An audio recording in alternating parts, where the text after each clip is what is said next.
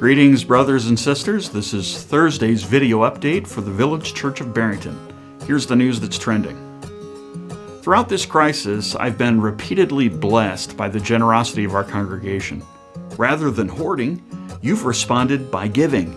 2 food drives, relief for international students at Trinity, blessing bags, and most recently helping our sister church, Corona de Amor Evangelical Free Church in Palatine. We raised $5,000 through our disaster relief fund last week, and 2 nights ago the deacons decided to send another $3,000 that we'd received outside our normal budget, so $8,000 total. The deacons also decided to send $3,000 to our daughter church, Beacon Community Church in Hoffman Estates. So praise the Lord for such kingdom-minded giving in a time of international crisis. I'm so proud of our church. I'm also proud of our staff who've shown flexibility and creativity throughout the pandemic. While ministry may look different, it has never stopped. Now we're asking the question of how to begin the process of transitioning back to some semblance of normality. The first ministry we're looking to reboot is the small group ministry. Religious groups of 10 or less can meet in person so long as households remain 6 feet apart. If the meeting takes place outside, no masks are needed. If it takes place inside, then masks should be worn. Studies have shown that virtually all of the infections have occurred indoors among people in close proximity to one another for a prolonged period of time. So we're recommending that meetings take place outside and with proper distancing. If you must meet indoors, meet in a larger room that allows for distancing and wear masks. Remember, while physical care is important, so is our emotional and spiritual health, and we need human interaction for the latter. Another change we're making is to allow up to 10 people to attend in person for the recording of the sermon. We're already full this week, so don't just show up unless I've already confirmed with you, but we still have a few slots for next week. Let me know if you're interested and I'll add you to the list. We record around 5 p.m. on Saturday. I'll be preaching the 3rd message in the series, Firm Faith in Turbulent Times. This one will be a theology of suffering, how God uses suffering for our good. While most of the discussion nationally has been focused on warding off the COVID-19 virus, it's not the only health concern we have. I don't know about you, but working at home has provided me with more access to food, and I find myself munching throughout the day more than I used to at the office.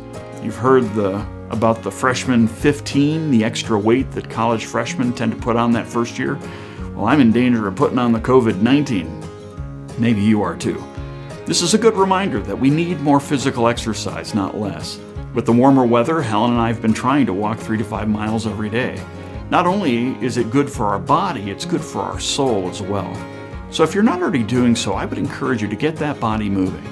As mentioned earlier, virtually no one catches COVID-19 outside, so the chances of getting it while passing someone on the sidewalk or bike path is next to nil.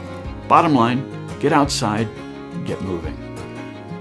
Weather permitting, we're planning a drive-in service for Sunday, May 31st. We encourage our people to come to the church property. We'll be lining up cars in the back parking lot and then doing an abbreviated service with live worship and preaching broadcast on your car radio. Even though we must remain in our cars the entire time, it will nevertheless be encouraging to see our friends from church. This is a step toward our eventual regathering. You should have received a letter about our next congregational meeting on June 14th. Since meeting in person is not advisable, we're planning to hold a virtual meeting on Zoom. We have 3 important matters to decide: approving the annual budget, approving the nominating team, and approving a minor change to our Constitution. We must have a quorum, so please plan to take part. More details forthcoming. Our task force is planning to survey the congregation in the near future. You will receive an email with a link. Please complete the survey. It only takes a few minutes, and it will provide valuable information as we seek to lead the church well through this next phase. One of the many things we've lost in this season is the ability to hold large group events like graduation ceremonies. My wife Helen was supposed to graduate from her program this past Saturday, but it was postponed.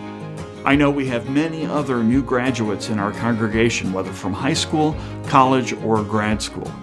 On behalf of the people of the Village Church of Barrington, we say congratulations, and may the Lord bless you and give you direction for the future. Well, that's it for this week. See you Sunday. I love you guys. Let us know if you've got a need or would like prayer. Blessings to you all.